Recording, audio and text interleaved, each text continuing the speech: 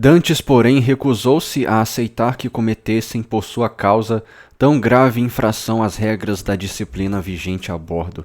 Não, disse ele ao capitão. Fui um desastrado e é justo que eu seja castigado por essa tolice. Deixem comigo uma pequena provisão de torradas, um fuzil, pólvoras e balas para matar cabritos, ou quem sabe para me defender, e uma picareta para que eu construa caso demore muito a voltar para me buscar uma espécie de casa. Mas morrerá de fome, disse o capitão. Prefiro isso, respondeu Edmund, a aguentar as dores indescritíveis que um simples movimento me faz sentir. O capitão voltou-se para o lado da embarcação que balançava ao começar seu aparelhamento no pequeno porto, pronta para retornar ao mar assim que terminassem os preparativos. O que quer que façamos, então, maltês? Exclamou ele. Não podemos abandoná-lo assim e, ao mesmo tempo, não podemos ficar. Podem ir, enfatizou Dantes.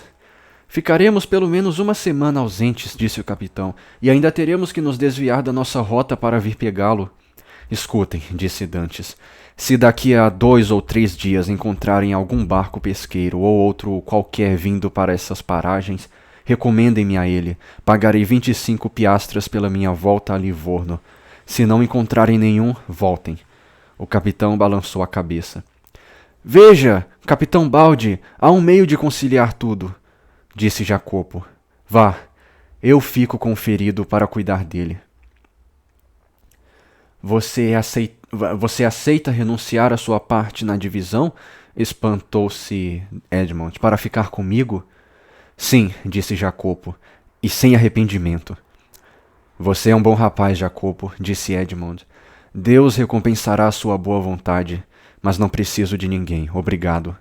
1 dia ou 2 de repouso vão me recuperar, e espero encontrar nessas pedras algumas ervas que são excelentes para contusões. E um sorriso estranho percorreu os lábios de Dantes. Ele apertou a mão de Jacopo com efusão, mas permaneceu irredutível em sua decisão de ficar sozinho. Os contrabandistas forneceram a Edmund tudo o que havia pedido e foram embora, não sem se voltar diversas vezes, dirigindo-lhe a cada uma delas sinais de um cordial adeus, ao que Edmund respondia apenas com a mão, como se não conseguisse mexer o resto do corpo. Quando eles desapareceram, Dantes murmurou rindo. É estranho que entre homens assim o que encontremos provas de amizade e gestos de companheirismo.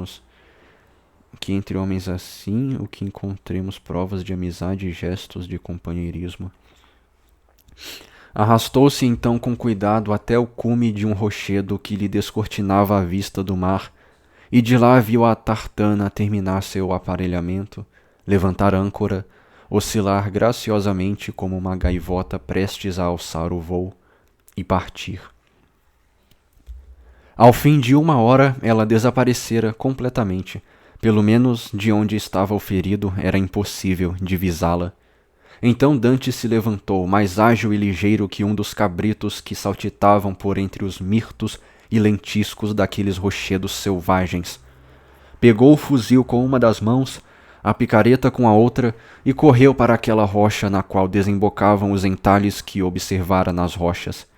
E agora, exclamou, lembrando-se da história do pescador árabe que Faria lhe contara, agora abre-te, Sésamo. 3. Deslumbramento. O sol chegara a aproximadamente 1/3 de sua trajetória e seus raios de maio incendiam, quentes e vivificantes sobre aqueles rochedos que por sua vez também pareciam sensíveis ao seu calor. Milhares de cigarras invisíveis nas moitas entoavam seu murmúrio monótono e contínuo. A folha dos mirtos e das oliveiras agitavam-se farfalhantes, fazendo um barulho quase metálico.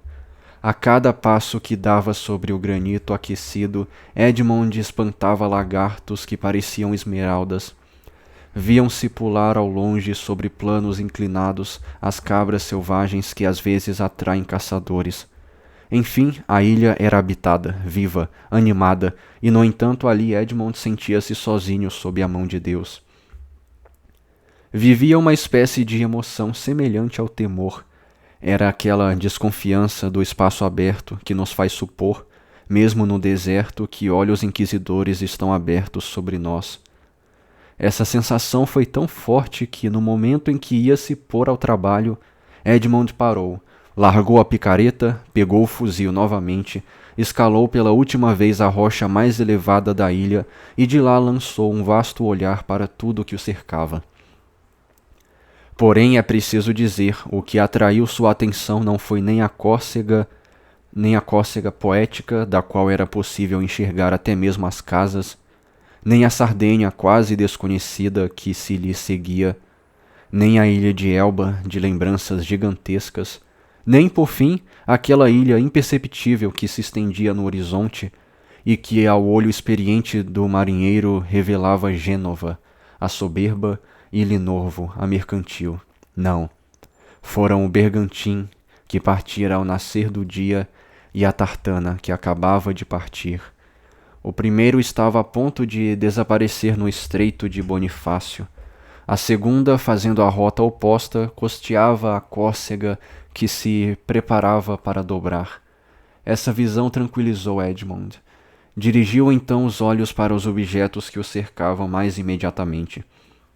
Viu-se no ponto mais elevado da ilha, no topo de um cone, frágil estátua sobre um imenso pedestal.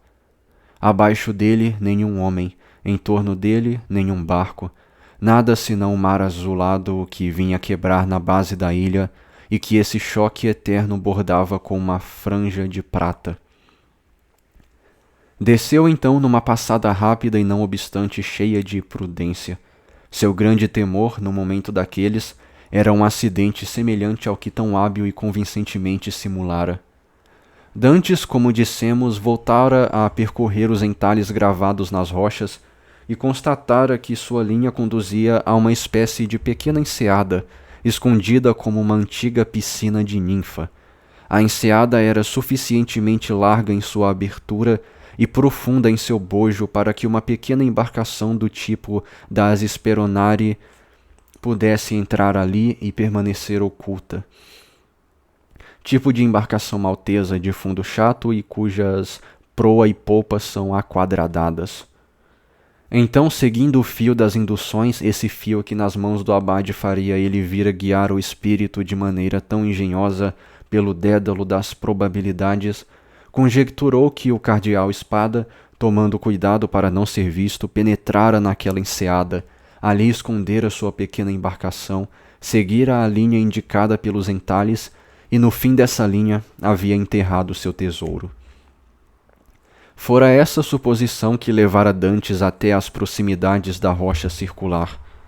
Apenas uma coisa preocupava Edmund e embaralhava todas as noções que tinha de dinâmica: como fora possível, sem fazer uso de forças consideráveis, içar aquela rocha que pesava de 2 a 3 toneladas da espécie de base em que ela repousava. De repente, uma ideia ocorreu a Dantes. Em vez de a içarem, a teriam descido. E ele mesmo se lançou para o topo da rocha a fim de procurar o local de sua base principal. Com efeito, logo percebeu que havia um pequeno declive escavado. A rocha deslizara sobre sua base e viera parar em seu lugar. Uma outra rocha, do tamanho de uma pedra de corte comum, servira-lhe de calço. Pedrinhas e seixos haviam sido cuidadosamente dispostos para apagar qualquer solução de continuidade. Essa pequena obra de pedreiro havia sido coberta com terra, o capim crescera, o musgo se espalhara, algumas sementes de mirtos e lentiscos haviam caído por ali e a velha rocha parecia soldada no chão. Dantes retirou um pouco de terra com precaução e confirmou, ou julgou confirmar, todo aquele engenhoso artifício. Pôs-se então a atacar com sua picareta aquela muralha intermediária cimentada pelo tempo. Após 10 minutos de trabalho, a muralha cedeu e um buraco que dava para enfiar um braço foi aberta. Dantes cortou a oliveira mais resistente que conseguiu encontrar, despiu-a de seus galhos, introduziu-a no buraco e fez uma alavanca com ela. mas a rocha era ao mesmo tempo pesada demais e muito bem alçada pela rocha inferior para que uma força humana, fosse a do próprio Hércules, a pudesse abalar. Dantes concluiu então que seu ataque deveria ser dirigido ao calço propriamente dito. Mas como? Dantes olhou em volta como fazem os homens embaraçados, e seu olhar caiu num chifre de carneiro cheio de pólvora que seu amigo Jacopo lhe deixara. Sorriu. A invenção infernal iria fazer o seu trabalho. Com a ajuda da picareta, Dantes escavou entre a rocha superior e aquela sobre a qual estava pousada um conduto de mina, como costumam fazer os pioneiros quando querem poupar ao braço do homem um cansaço excessivo. Depois o encheu com pólvora. Em seguida, esfiapando seu lenço e passando-o no salitre, fez uma mecha com ele. Ateado o fogo a essa mecha, Dante se afastou. A explosão não se fez esperar. A rocha superior foi num instante erguida pela incalculável força. A rocha inferior fez-se em pedaços. Pela pequena abertura que Dantes fizera, escapou todo um mundo de insetos frenéticos, e uma enorme serpente, guardiã daquele caminho misterioso, rastejou sobre suas espirais azuladas e desapareceu. Dantes aproximou-se. A rocha superior, agora sem a base, inclinava-se sobre o abismo. O intrépido explorador contornou-a, escolheu o ponto mais vacilante, apoiou sua alavanca em uma de suas arestas e, igual a Sísifo, enrijeceu-se com toda a sua força contra a rocha. Sísifo é o cara que empurra a rocha, né, no monte, e aí de noite ele desce sozinho. Sísifo na mitologia grega. Sísifo era considerado o mais astuto de todos os mortais, e em mais de uma oportunidade enganou aos deuses e a própria morte. Ao morrer de velhice, foi enviado por Zeus ao Hades, o mundo dos mortos. Lá, julgado por sua rebeldia, foi condenado por toda a eternidade a rolar uma grande pedra... Eu tinha que estragar, né? A rolar uma grande pedra de mármore com as mãos até o cume de uma montanha. A rocha, já abalada pela comoção, vacilou. Dantes redobrou seus esforços. Parecia um daqueles titãs que desenraizam montanhas para guerrear com o Senhor dos céus, dos deuses. Finalmente a rocha cedeu, rolou, pulou, precipitou-se e desapareceu, tragada pelo mar. Ela deixava a descoberto um lugar em forma de círculo e revelava uma argola de ferro incrustada no centro de uma laje que tinha a forma de um quadrado. Dante soltou um grito de alegria e espanto. Nunca resultado mais magnífico coroara uma primeira tentativa. Quis continuar, mas suas pernas tremiam tanto, seu coração batia tão violentamente, uma nuvem tão ardente passava diante dos seus olhos, que foi obrigado a parar. Esse momento de hesitação teve a duração do relâmpago. Logo Edmond enfiou sua alavanca na argola, levantou-a vigorosamente e a laje destravada se abriu, revelando a inclinação íngreme de uma espécie de escada que adentrava a penumbra de uma caverna cada vez mais escura. Outro qualquer teria se precipitado, soltado gritos de alegria. Dantes parou, empalideceu, desconfiou. Calma, ele disse consigo, tenhamos juízo. Acostumados à adversidade, não nos deixemos abater por uma decepção, ou terá sido para nada que eu sofri. O coração se despedaça quando, após ter se dilatado exageradamente pelo bafejo quente da esperança, ele retorna e se encerra na fria realidade. Faria teve um sonho. O cardeal Espada não enterrou nada nessa caverna.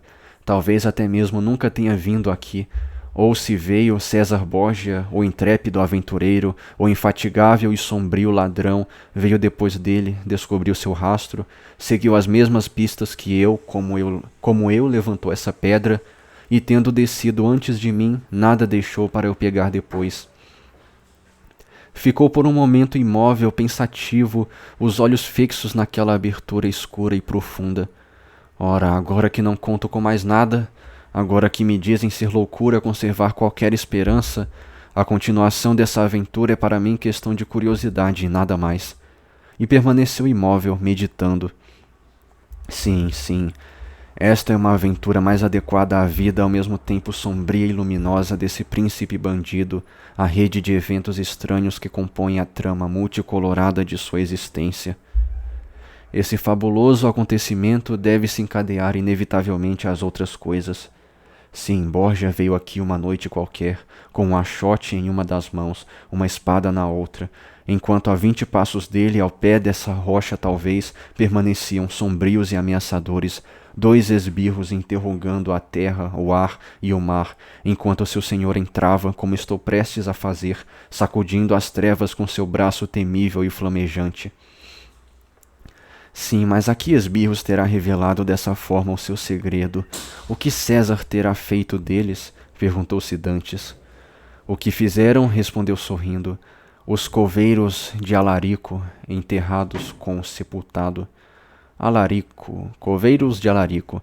Alarico, prestes a embarcar para a Sicília, morreu em Consenza. À guisa de sepultura, seus soldados, com a ajuda de uma tropa de cativos, desviaram o curso do... Ah, tá, coveiros, ok. Entretanto, se ele tivesse vindo aqui, continuou Dantes, teria descoberto o tesouro e se apossado dele. Borgia, o homem que comparava a Itália a uma alcachofra e que comia folha a folha, sabia muito bem o valor do tempo para perder o seu, recolocando essa rocha em sua base. Desçamos. Então desceu, o sorriso da dúvida nos lábios, murmurando esta expressão lapidar da sabedoria humana, quem sabe? Porém, em vez das trevas que esperava encontrar, em vez de uma atmosfera difusa e viciada, Dantes não viu senão uma suave luminosidade decomposta num matiz azulado. O azul e a luz entravam não apenas pela abertura que acabava de ser feita, mas também pelas gretas de rochas invisíveis da superfície externa, através das quais via-se o azul do céu, onde brincavam os galhos trêmulos dos carvalhos verdes e as nervuras espinhentas e rastejantes das sarças. Após alguns segundos de permanência naquela caverna, cuja atmosfera mais quente que úmida, mais odorante que inodora, estava para a temperatura da ilha, assim como a luz azul estava para o sol, o olhar de Dantes, habituado, como dissemos, às trevas, conseguiu sondar os ângulos mais recônditos da gruta. Ela era de granito e suas facetas cravejadas faiscavam como diamantes. Pobre de mim, pensou Edmond, sorrindo. Eis provavelmente todos os tesouros que o cardeal deixou. Esse bondoso abade, ao ver em sonho essas paredes resplandecentes, deve ter alimentado ricas esperanças. Mas Dantes lembrou-se dos termos do testamento que sabia de cor. No ângulo mais afastado da segunda abertura, dizia ele. Até ali penetrara somente na primeira caverna. Precisava agora achar a entrada da segunda.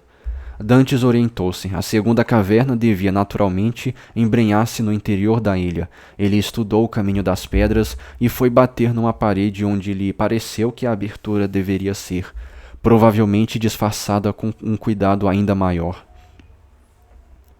A picareta ecoou por um instante, extraindo da rocha um som opaco, cuja solidez fazia o suor germinar na testa de Dantes. Finalmente, pareceu ao mineiro perseverante que uma porção da muralha granítica respondia com um eco surdo e profundo ao chamado que lhe era feito. Ele aproximou seu olhar ansioso da muralha e reconheceu com o tato do prisioneiro o que ninguém mais talvez houvesse reconhecido. Ali devia existir uma entrada. Entretanto, para não fazer um trabalho inútil, Dantes, que como César Borgia sabia o valor do tempo, sondou as outras paredes com sua picareta, interrogou o solo com a coronha do seu fuzil, abriu a areia nos lugares suspeitos e, sem nada encontrar, nada identificar, voltou ao trecho da muralha que devolvia aquele som consolador. Bateu de novo e com mais força. Observou então uma coisa singular, isto é, que sob os golpes do instrumento, uma espécie de reboco igual àquele aplicado nas muralhas para pintar o fresco, levantava-se e caía em escamas, revelando uma pedra esbranquiçada e mole, igual às nossas pedras de corte comuns. Alguém havia fechado a abertura do rochedo com pedras de outra natureza, depois passado o reboco sobre essas pedras, e sobre o reboco imitado o matiz e o cristalino do granito. Dantes bateu então com o lado pontiagudo da picareta, que entrou 3 centímetros na porta-muralha. Ali era preciso escavar. Por um estranho mistério da constituição humana, quanto mais se sucediam as provas de que Faria não estava enganado, o que deveria tranquilizar Dantes, mais seu coração precário se deixava arrastar pela dúvida, chegando a beirar o desânimo. Aquela nova experiência que lhe deveria ter dado novas forças, tirou as que lhe restavam. A picareta desceu quase fugindo de suas mãos. Ele descansou-a no solo, enxugou a testa e subiu novamente ao ar livre, dando a si mesmo o pretexto de verificar se alguém o espionava. A realidade, porém, é que precisava de ar, pois sentia-se a ponto de perder os sentidos. A ilha estava deserta e o sol, em seu zênite, parecia cobri-la como um olho de fogo. Ao longe, pequenos barcos de pescadores abriam suas velas sobre o mar de um azul safira. Dantes ainda não comera nada, mas seria perda de tempo fazê-lo num momento como aquele. Engoliu uma talagada de rum e entrou na caverna com o coração determinado. A picareta que lhe parecera tão pesada voltou a ficar leve. Ele a ergueu como se fosse uma pluma e recomeçou vigorosamente o trabalho. Depois de alguns golpes percebeu que as pedras não estavam cimentadas, mas apenas justapostas umas sobre as outras e recobertas com o reboco que mencionamos. Assim ele introduziu em uma das fissuras a ponta da picareta, jogou seu peso sobre o cabo e viu com alegria a pedra cair aos seus pés. A partir desse momento, Dantes precisou apenas puxar cada pedra para si com o dente de ferro da picareta e todas elas, por sua vez, caíram perto da primeira. Desde a abertura inicial, Dantes teria podido entrar, mas postergar alguns instantes significava adiar a certeza enquanto agarrava-se à esperança. Finalmente, após nova hesitação momentânea, Dantes passou da primeira caverna para a segunda. Essa segunda caverna era mais baixa, mais escura e com um aspecto mais assustador que a primeira. O ar que nela só penetrava pela abertura feita ainda há pouco tinha aquele cheiro mefítico que Dantes se espantara de não encontrar na primeira. Dantes deu tempo para o ar exterior ressuscitar aquela atmosfera morta e entrou. À esquerda da entrada havia um canto profundo e escuro, mas, como dissemos, para o olho de Dantes não existiam trevas.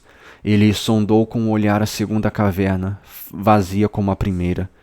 O tesouro, caso existisse, estava enterrado naquele canto escuro.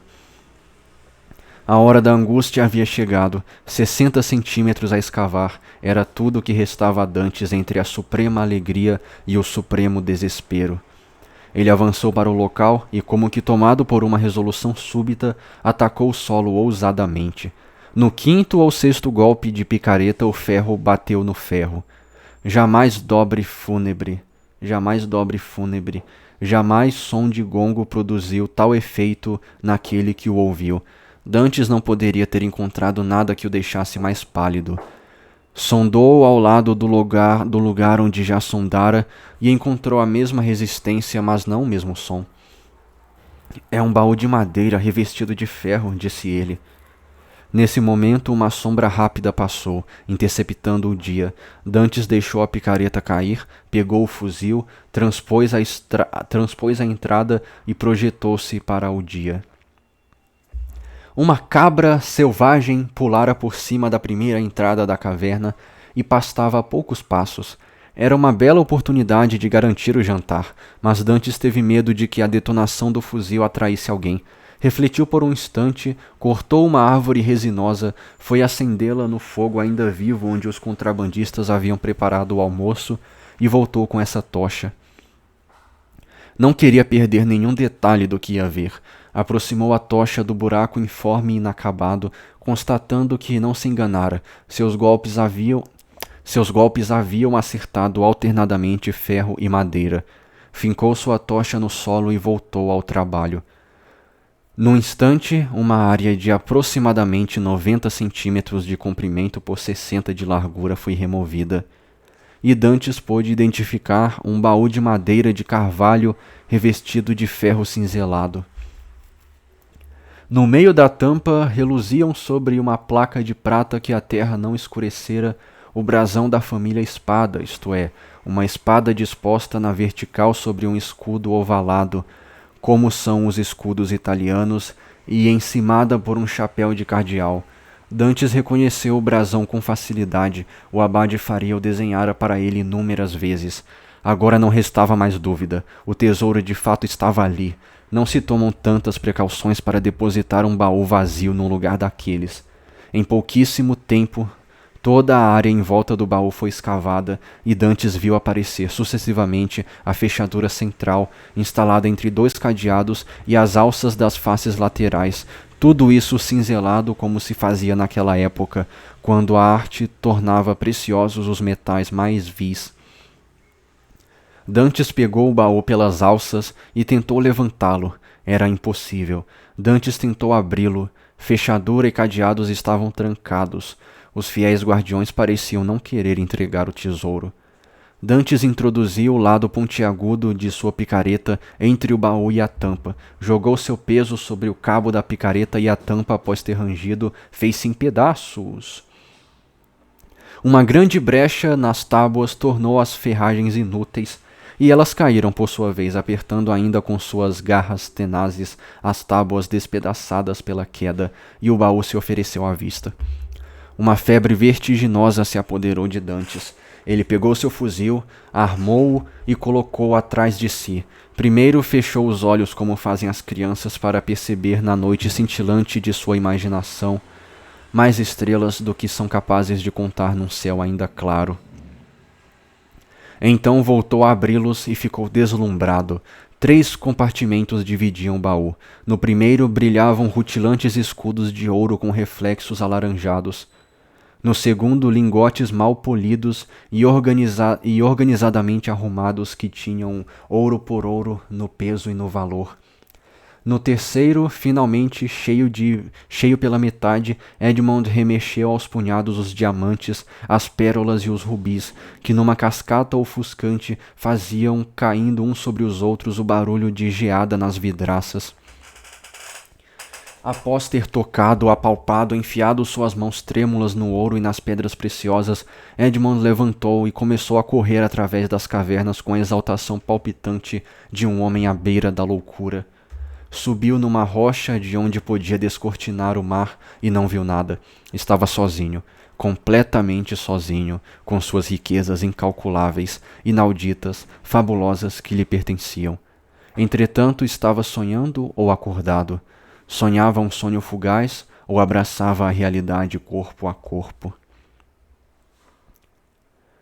Precisava rever seu ouro e, no entanto, sentia que não teria forças para suportar tal visão naquele momento. Por um instante apoiou as 2 mãos no alto da cabeça, como para impedir a fuga de sua razão. Em seguida disparou por toda a ilha sem seguir nenhuma trilha, pois não as há na ilha de Monte Cristo. Sem seguir nenhuma trilha, pois não as há na ilha de Monte Cristo. E sim traçando retas, pondo em fuga as cabras selvagens e assustando as aves marinhas com seus gritos e gesticulações. Depois, tomando um desvio, voltou, ainda incrédulo, precipitando-se da primeira caverna para a segunda e vendo-se em face daquela mina de ouro e diamantes.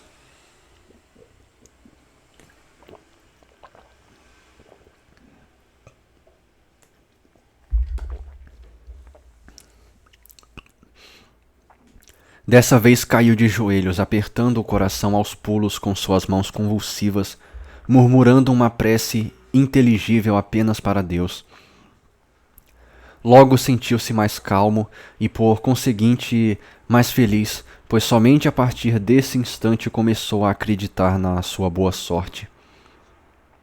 Começou então a contar sua fortuna. Havia 1000 lingotes de ouro de 1 quilo a 1,5 quilo cada um. Em seguida empilhou 25.000 escudos de ouro, cada um deles podendo alcançar 80 francos em nossa moeda atual, todos com a efígie do Papa Alexandre VI e de seus predecessores, e então percebeu que o compartimento estava cheio apenas até a metade.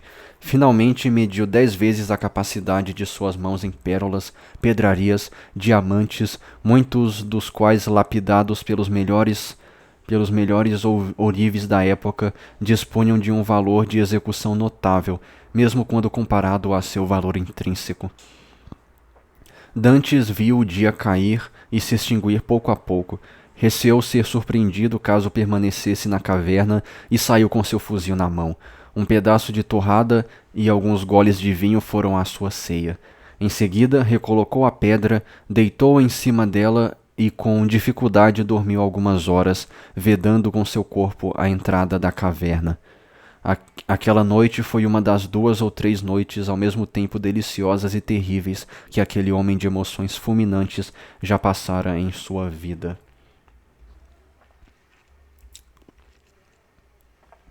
4. O desconhecido. Amanheceu. Dantes, de olhos abertos, já esperava o dia havia tempo. Aos primeiros raios de sol ele se pôs de pé e subiu como na véspera na rocha mais elevada da ilha, a fim de explorar os arredores como na véspera tudo estava deserto. Edmund desceu, levantou a pedra, encheu os bolsos com pedrarias, recolocou o melhor que pôde as tábuas e as ferragens do baú, cobriu-o com terra, pisoteou essa terra, jogou areia em cima a fim de tornar o lugar recém-revolvido, semelhante ao resto do solo. Ponto, em vírgula. Saiu da caverna, recolocou a laje, juntou sobre a laje pedras de diferentes tamanhos, introduziu terra nos interstícios, plantou nesses interstícios mirtos e urzes, regou a nova vegetação a fim de que parecesse antiga, apagou os rastros acumulados de seus passos em torno do local e esperou com impaciência o retorno de seus companheiros. Com efeito, não se tratava mais agora de passar o tempo a contemplar aquele ouro e aqueles diamantes, ficando em Monte Cristo como um dragão que vigia tesouros inúteis. Agora precisava voltar à vida junto aos homens e assumir na sociedade o status, a influência e o poder concedidos neste mundo pela riqueza. A primeira e a maior das forças de que pode dispor a criatura humana. Os contrabandistas voltaram no 6º dia. Dantes reconheceu de longe o perfil e a cadência da Jania Melle, então se arrastou até o local de fundeação como Filocteto ferido e exalando um odor pestilencial. Filocteto foi deixado na ilha de Tenedos por seus companheiros a caminho de Troia. 10 anos mais tarde, diante do oráculo de que as flechas de Filocteto eram indispensáveis para a vitória grega, Ulisses foi resgatar o guerreiro abandonado. Filocteto é personagem título de uma das 7 tragédias remanescentes de Sófocles. E quando seus companheiros alcançaram a margem, anunciou-lhes, ainda se queixando de dores, uma melhora sensível. Em seguida, por sua vez, escutou o relato dos aventureiros. Haviam sido bem-sucedidos, é verdade, porém, mal haviam entregue a carga, receberam um alerta acerca de um brigue que vigiava Toulon e acabava de sair do porto, dirigindo-se para o lado deles. Haviam então fugido a todo pano, lamentando que Dantes, capaz de imprimir uma velocidade tão superior à embarcação, não estivesse lá para pilotá-la. Com efeito, não demoraram a avistar a embarcação caçadora, mas com a ajuda da noite e dobrando o cabo Corso haviam escapado. Em suma, a viagem não fora ruim, e todos, especialmente Jacopo, lamentavam que Dantes não estivesse presente, a fim de auferir sua parcela dos lucros que haviam trazido, parcela que montava a 50 piastras. Edmund permaneceu impenetrável, sequer sorriu à enumeração das vantagens a partilhar se tivesse tido condições de deixar a ilha, e como a Jania Melle não viera a Monte Cristo senão para buscá-lo, embarcou aquela noite mesma e acompanhou o capitão até Livorno. Em Livorno dirigiu-se à casa de um judeu e vendeu 4 de seus menores diamantes por 5.000 francos cada um. O judeu poderia ter indagado como era possível o marinheiro ver-se detentor daquelas pedras, mas não fez nada disso, estava ganhando 1.000 francos em cima de cada uma. No dia seguinte, comprou um barco novinho que deu a Jacopo, acrescentando a esse presente 100 piastras para que ele pudesse contratar uma tripulação. E isto sob a condição de que Jacopo fosse a Marsella pedir notícias de um velho chamado Luís Dantes, que morava nas ruas das Alés de Meilhan, e de uma moça que morava na aldeia dos catalães e se chamava Mercedes. Foi a vez de Jacopo acreditar que estava sonhando. Edmond então lhe contou que se tornara marinheiro no arrobo intempestivo e porque sua família lhe recusava o dinheiro necessário à sua subsistência. Mas ao chegar a Livorno, recebera a herança de um tio que o nomeara seu único herdeiro. A educação refinada de Dantes dava a esse relato tamanha veracidade que Jacopo não duvidou por um instante que seu companheiro lhe dizia a verdade. Por outro lado, como o contrato de Edmond com a Jane Amélia havia expirado, ele se despediu do capitão, que a princípio tentou retê-lo, mas como Jacopo, ao saber da história da herança, renunciou a toda a esperança de vencer a decisão de seu antigo marujo. No dia seguinte, Jacopo desfraldou as velas rumo a Marsella. Devia reencontrar Edmond em Monte Cristo. No mesmo dia, Dantes partiu sem dizer aonde ia, despedindo-se da tripulação da Jane Amélie com uma gratificação esplêndida e do capitão com a promessa de lhe dar notícias mais cedo ou mais tarde. Dantes foi para Gênova. Concomitante à sua chegada, estava para acontecer o teste de um pequeno iate encomendado por certo inglês que, tendo ouvido falar da fama dos genoveses com os melhores armadores do Mediterrâneo, quis ter um barco construído em Gênova.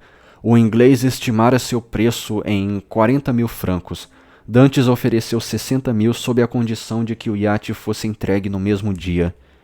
O inglês saíra em viagem à Suíça enquanto aguardava que sua embarcação ficasse pronta. Só voltaria dentro de 3 semanas ou um mês. O armador julgou que teria tempo de colocar outro barco no estaleiro. Dantes levou o armador até um judeu, passou com ele para os fundos da loja e o judeu contou-lhe os 60.000. O armador ofereceu a Dantes seus serviços para recrutar uma tripulação, mas Dantes agradeceu-lhe dizendo que estava acostumado a navegar sozinho e desejava somente que confeccionassem na cabine, na cabeceira da cama, um armário secreto com 3 compartimentos também secretos. Deu a medida desses compartimentos que foram confeccionados no dia seguinte.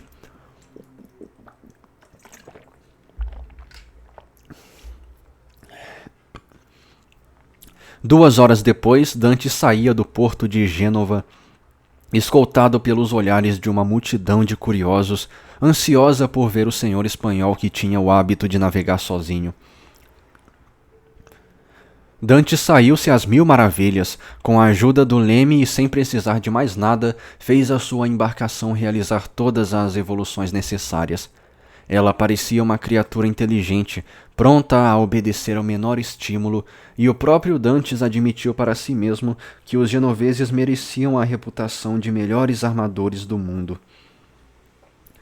Os curiosos seguiram a pequena embarcação com os olhos até perderem-na de vista, e então começaram as discussões para saber seu destino.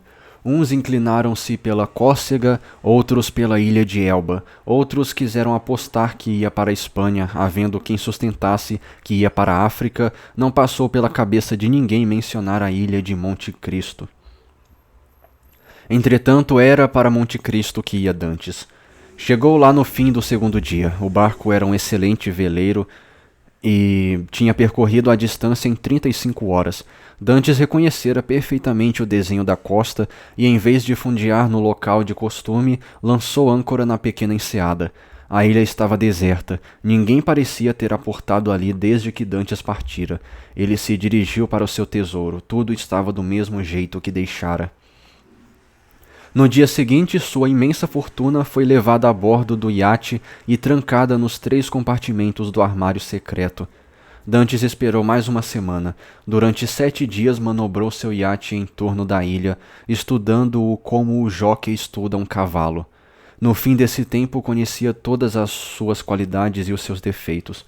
Dantes prometeu a si mesmo melhorar as primeiras e corrigir os últimos. No 8º dia viu uma pequena embarcação que se aproximava da ilha a todo pano e reconheceu o barco de Jacopo. Fez um sinal ao qual Jacopo respondeu e 2 horas depois o barco estava ao lado do iate. Havia uma triste resposta para cada uma das perguntas feitas por Edmond. O velho Dantes morrera, Mercedes desaparecera. Edmond escutou essas 2 notícias com uma expressão de calma, mas logo foi para a terra firme, proibindo quem quer que fosse de o seguir. 2 horas depois voltou. 2 homens do barco de Jacopo passaram para o seu iate, a fim de ajudá-lo na manobra, e ele deu ordens para que apontassem a proa na direção de Marsella. Previa a morte do pai, mas Mercedes, qual seria o seu paradeiro? Sem divulgar seu segredo, Edmond não podia dar instruções suficientes ao investigador. Aliás, ainda precisava de outras informações, para as quais contava apenas consigo mesmo. Em Livorno, seu espelho lhe dissera que não corria perigo de ser reconhecido. A propósito, tinha agora à sua disposição todos os meios de se disfarçar. Logo, certa manhã, o iate, seguido pela pequena embarcação, entrou briosamente no porto de Marsella, detendo-se justamente em frente ao local onde, naquela tarde de fatal memória, ele fora embarcado para o castelo de If. Não foi sem um certo frêmito que no bote do departamento sanitário Dantes viu um policial chegando até ele. Mas Dantes, com o perfeito autocontrole que adquirira, apresentou-lhe um passaporte inglês que comprara em Livorno, e mediante esse salvo-conduto estrangeiro, muito mais respeitado na França que o nosso, desceu sem dificuldade à terra. A primeira coisa que chamou a atenção de Dantes ao colocar o pé na Canebiere foi um dos marujos do Pharaon. Aquele homem servira sob suas ordens e estava ali como que para tranquilizá-lo em relação às mudanças que se haviam operado em seu rosto. Foi diretamente até esse homem e fez-lhe diversas perguntas, às quais ele respondeu sem deixá-lo sequer suspeitar, nem por suas palavras, nem por sua fisionomia, de que um dia vira quem então lhe dirigia a palavra. Dantes deu ao marujo uma moeda como agradecimento por suas informações. Um instante depois, ouviu o bom homem correndo atrás dele. Dantes se voltou. "Perdão, cavalheiro", disse o marujo, "mas o senhor provavelmente se enganou. Julgou ter me dado uma moeda de 40 sous e me deu Napoleão duplo." "Realmente, meu amigo", disse Dantes, "eu tinha me enganado. Mas como sua honestidade merece uma recompensa, eis aqui um segundo. Peço-lhe que o aceite para beber a minha saúde com seus colegas." O marujo olhou para Edmond com tanto espanto que sequer pensou em lhe agradecer enquanto o via se afastar. Concluiu: "É algum nababo chegando da Índia." Ai, ai, ai. Dante seguiu adiante. Cada passo que dava oprimia seu coração com uma nova emoção. Todas aquelas lembranças de infância, lembranças indeléveis, eternamente presentes no pensamento, estavam lá. Afloravam em cada ponto, em cada canto de praça, em cada esquina de rua, em cada cruzamento. Chegando ao fim da rua de Noailles, ao avistar a rua das Allées de Meilhan, sentiu os joelhos bambearem e quase caiu sob as rodas de um coche. Finalmente chegou ao prédio em que seu pai morava. As trepadeiras e capuchinhas haviam desaparecido da mansarda, onde antigamente a mão do homem as amarrava com tanta dedicação. Dantes apoiou-se numa árvore e ficou um tempo pensativo, olhando para os últimos andares daquele modesto prédio. Então avançou para a porta, transpôs a soleira, perguntou se não havia um apartamento vago, e embora este se encontrasse ocupado, insistiu tanto para visitar o do 5º andar, que o zelador subiu e pediu a seus ocupantes permissão da parte de um estrangeiro para que pudesse visitar os 2 cômodos de que era composto. As pessoas que moravam nesse pequeno apartamento eram um rapaz e uma moça que acabavam de se casar fazia apenas uma semana. Ao ver aqueles dois jovens, Dante soltou um profundo suspiro. De toda forma, nada mais o lembrava do apartamento de seu pai. Não era mais o mesmo papel de parede, todos os velhos móveis, amigos de infância de Edmond, presente em sua lembrança em todos os detalhes, haviam desaparecido. Apenas as paredes eram as mesmas. Dantes observou a cama, que ocupava o mesmo lugar da do ex-locatário. Sem querer, os olhos de Edmond ficaram úmidos. Era naquele lugar que o velho devia ter expirado com o nome do filho nos lábios. Os dois moços olhavam com espanto aquele homem de fronte severa, por cujas faces corriam duas grandes lágrimas, sem que seu rosto pestanejasse. Porém, como toda a dor traz sua religião consigo, não fizeram nenhuma pergunta ao desconhecido e apenas se retiraram até os fundos para deixá-lo chorar mais à vontade. E quando ele se foi, acompanharam-no dizendo que podia voltar quando quisesse e que sua humilde casa lhe seria sempre hospitaleira. Ao passar pelo andar de baixo, Edmond parou diante de outra porta e perguntou se o alfaiate Caderousse continuava morando ali, mas o zelador lhe respondeu que o homem de quem ele falava fizera maus negócios e agora possuía uma pequena estalagem na estrada que ia de Bellegarde a Bellegaire. Dantes desceu, perguntou o endereço do proprietário do pequeno prédio das Allées de Meilhan. Foi até a casa dele, fez-se anunciar como Lord Wilmore. Era o nome e título que constavam em seu passaporte. E comprou o edifício pela soma de 25.000 francos.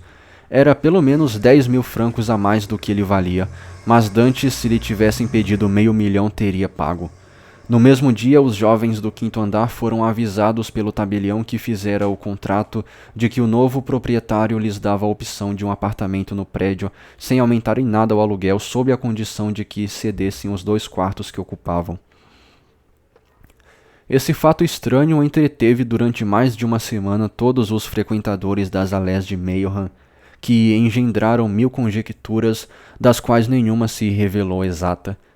No momento, o que mais confundiu todos os cérebros e perturbou todos os espíritos foi que à noite viram o mesmo homem que tinham visto no edifício da Rua das Allées de Meilhan passear pela pequena aldeia dos catalães e entrar numa singela casinha de pescadores, onde permaneceu mais de 1 hora pedindo notícias de várias pessoas que estavam mortas ou que haviam desaparecido fazia mais de 15 ou 16 anos.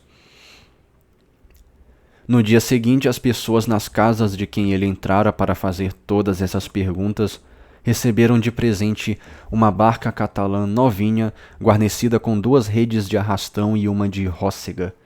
Essas boas pessoas bem que quiseram agradecer a seu generoso interrogador, porém, ao deixá-los e após ter dado umas ordens ao marinheiro, este foi visto montando um cavalo e deixando Marselha pela porta de Aix.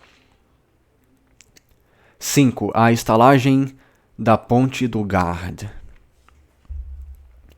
Aqueles que, como eu, percorreram a região do Midi francês puderam observar, entre Bellegarde e Bellecaire, mais ou menos a meio caminho da aldeia para a cidade, porém mais próxima de Bellecaire que de Bellegarde, uma pequena estalagem onde de uma placa de zinco range ao menor vento pende uma grotesca representação da Ponte do Gard. Essa pequena estalagem, tomando como ponto de referência o curso do Ródano, está situada no lado esquerdo da estrada, com os fundos dando para o rio. Ela é acompanhada pelo que no Languedoc chama-se um jardim. Isto significa que a face oposta àquela que abre sua porta aos viajantes dá para um cercado onde rastejam algumas oliveiras depauperadas e algumas figueiras silvestres de folhagem prateada pela poeira. Nos espaços vazios crescem à guisa de legumes, alhos porós, pimentas e cebolinhas. Finalmente, em um de seus cantos, como uma sentinela esquecida, um grande pinheiro guarda-sol projeta melancolicamente seu caule flexível, enquanto sua fronde, aberta em leque, crepita sob um sol de 30 graus. Todas essas árvores, altas ou baixas, curvam-se naturalmente, inclinadas na direção por onde passa o Mistral, um dos 3 flagelos da Provença, os outros 2, como se sabe ou não se sabe, sendo o Durance e o Parlamento. Parlamento. Ai, meu Deus do céu! Why did I did? Eu cliquei sem querer. Parlamento. Pronto. Parlamento. O Mistral, o Durance e o Parlamento. Uma piada, obviamente. O Mistral é um vento, o Durance um rio e o Parlamento...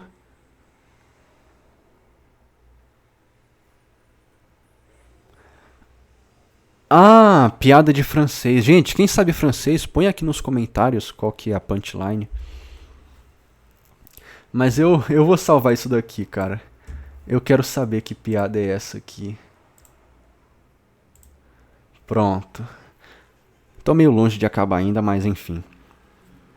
Aqui e ali na planície dos arredores, que se parece com um grande lago de poeira, vegetam algumas hastes de trigo que os horticultores da região cultivam certamente por curiosidade, cada um servindo de poleiro para uma cigarra que persegue com seu canto áspero e monótono os viajantes desgarrados naquelas ermas paisagens.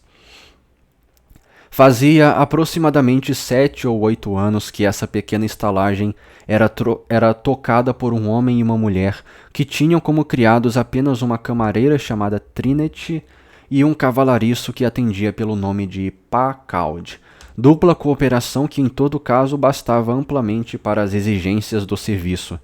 Depois que um canal escavado entre Belcaire e Aigues-Mortes fizera prevalecer vitoriosamente o transporte marítimo, mais rápido sobre o terrestre e o coche sobre a diligência. Esse canal, como para tornar ainda mais veementes as queixas do infeliz estalajadeiro por ele arruinado, passava entre o ródano que o alimenta e a estrada que lhe faz uma concorrência, a uns 100 passos perto da estalagem de que acabamos de dar uma insuficiente, porém fiel descrição. O hoteleiro que tocava a pequena estalagem podia ser um homem de 40 a 45 anos. Em fevereiro de 1815, no capítulo 2 da parte 1, Caderousse era um homem de 25 a 26 anos. Em 1829 ele teria, portanto, entre 39 e 40 anos. Embora no capítulo 13 o autor o tenha rejuvenescido no mínimo 2 anos. Alto, ressequido e nervoso, tipo genuinamente meridional com olhos escuros e brilhantes, nariz bico de águia e dentes brancos como os de um animal carnívoro. Seus cabelos, que pareciam, apesar dos primeiros sopros da velhice, não se decidir a embranquecer, eram bem como sua barba que ele usava como um colar, espessos, crespos e pintalgados aqui e ali por alguns fios brancos. Sua pele, naturalmente morena, cobrira-se de uma nova camada de cor marrom, em virtude do hábito que o pobre diabo adquirira de ficar de manhã até de noite na soleira da porta para ver se a pé ou de coche não lhe chegava algum freguês, espera quase sempre infrutífera, durante a qual ele não opunha à ardência devoradora do sol outra proteção para o rosto além de um lenço vermelho amarrado na cabeça à maneira dos muleiros espanhóis. Esse homem era o nosso velho conhecido Gaspar de Caderousse, que eu já tomei spoiler aqui, né? Sua mulher, cujo nome de solteira era Madeleine Radelle, ao contrário dele, tornara-se uma mulher pálida, magra e doentia. Nascida nas cercanias de Arles, vira, ao mesmo tempo em que conservava os traços primitivos da beleza tradicional dos compatriotas, seu rosto se deteriorar lentamente pelo acesso quase contínuo de uma dessas febres latentes tão comuns entre as populações vizinhas dos lagos de Aigues-Mortes e dos pântanos da Camargue. Mantinha-se, portanto, quase sempre sentada e trêmula no fundo do seu quarto situado no primeiro andar, estendida numa poltrona ou recostada em sua cama, enquanto o marido montava sua guarda habitual na porta, guarda que ele prolongava tanto mais de bom grado na medida em que, ao se ver na companhia de sua mal-humorada cara-metade, esta sempre o perseguia com eternas lamúrias contra o destino, lamúrias às quais o marido respondia geralmente com estas meras palavras filosóficas. Cale-se, Caronte, é a vontade de Deus. Esse apelido devia-se ao fato de que Madeleine Radelle nascera na aldeia de Carconte. É Carconte, ou Licaronte, mano, é Carconte, situada entre Salon e Lambesc, obedecendo a uma tradição da região que dita que designemos quase sempre as pessoas por um apelido em vez de pelo nome. Seu marido substituíra Madeleine por este, mais suave e melodioso talvez para seu rústico linguajar. Entretanto, apesar dessa suposta resignação aos decretos da província, não acreditemos que nosso estalajadeiro não sentisse profundamente o estado de miséria a que o reduzira aquele maldito canal de Belcaire, ou que fosse invulnerável às lamúrias incessantes com que sua mulher o perseguia.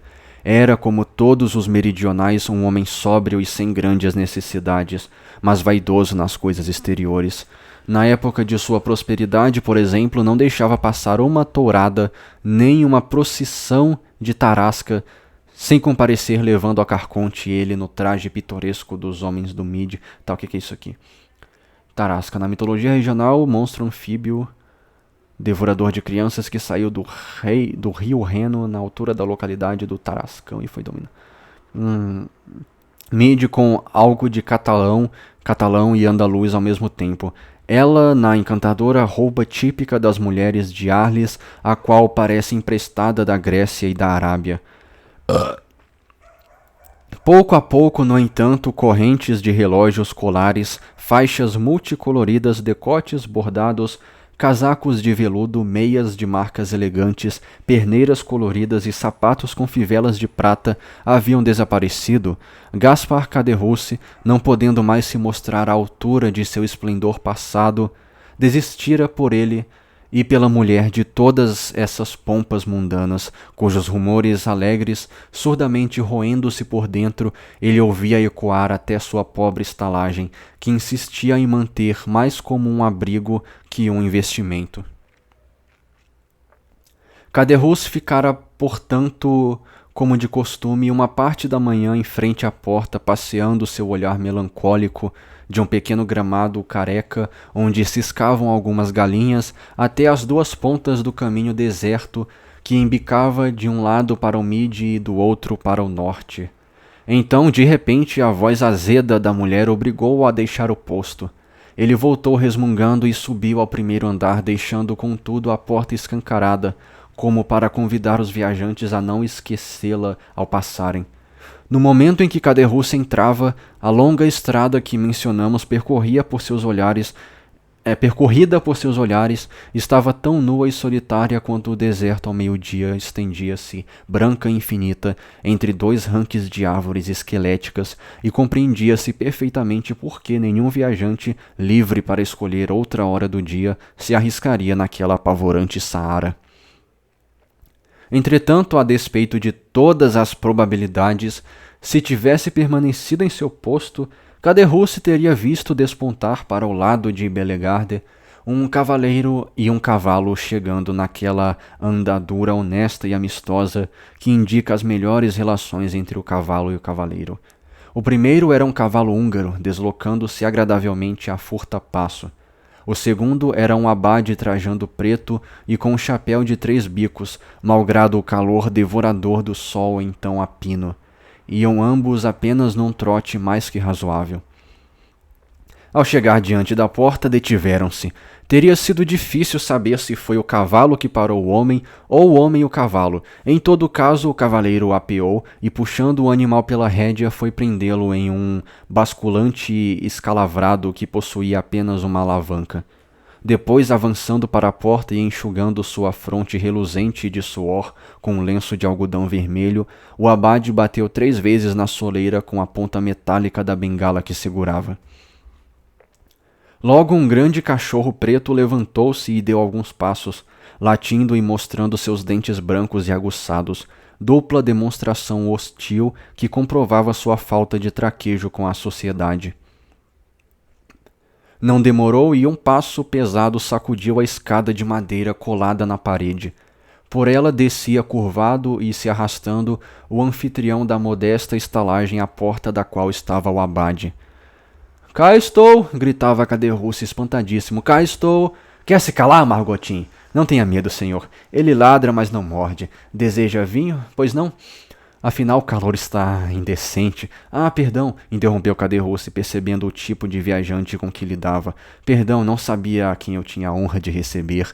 O que deseja? O que exige, senhor Abade? Estou às suas ordens. O abade fitou aquele homem durante 2 ou 3 segundos com uma atenção estranha, procurando inclusive atrair a atenção do hoteleiro para si. Depois, ao perceber que os traços deste não exprimiam outro sentimento senão a surpresa de não receber resposta, julgou que era hora de acabar com aquela surpresa e disse com um forte sotaque italiano: Não é o senhor Rei Caderousse? Sim, senhor, disse o estalajadeiro, talvez ainda mais espantado com a pergunta do que ficara com silêncio. Sou ele mesmo, Gaspar Caderousse, para servi-lo. Gaspar Caderousse, sim. Creio que são estes o nome e o sobrenome. O senhor morava antigamente na rua Les de Meilhan, não é mesmo? No 4º andar? Exatamente. E exercia a profissão de alfaiate? Sim, mas a coisa acabou mal. Faz tanto calor naquela maldita Marselha que vão acabar, creio, não vestindo mais nada. Mas a propósito do calor, não deseja algo para refrescar, senhor Abade? Aceito. Dê-me uma garrafa do seu melhor vinho, por favor, e retomaremos a conversa onde a deixamos. Como for do seu agrado, senhor Abade, disse Caderousse.